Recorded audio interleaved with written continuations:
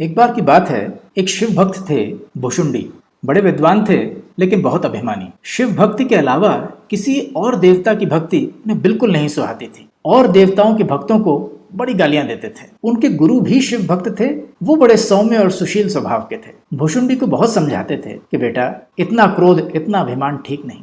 एक बार अपने गुरु के साथ वाद विवाद करते हुए भुशुंडी जी क्रोध में उठ के चले गए और शिव मंदिर में जाके बैठ गए। कुछ देर बाद जब गुरु जी वहां आए तो भुशुंडी जी क्रोधित बैठे थे।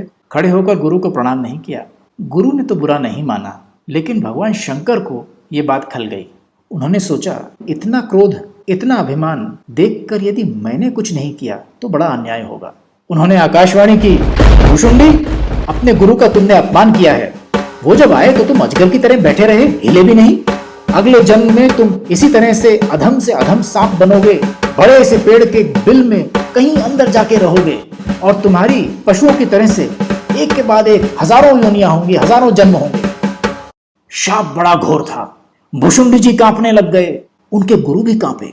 भगवान के सामने हाथ जोड़कर बोले, महादेव, ये अज्ञानी है, अभिमानी है, लेकिन आपका भक्त है, दया कीजिए। उन्होंने भगवान की आराधना की और उस आराधना में ये रुद्राष्टकम गाया। नमामि शमीशान निर्वाण रूपम विभुं व्यापकं ब्रह्म वेद स्वरूपम निजं निर्गुणं निर्विकल्पं निरीहं चिदाकाशमाकाशवासं भजेऽहं निराकारमोङ्कारमूलं तुरीयं गिराज्ञानगोतीतमीशं गिरीशं करालं महाकालकालं कृपालं गुणागार संसार पारं नतोऽहं नमामि शमीशान निर्वाण रूपम्।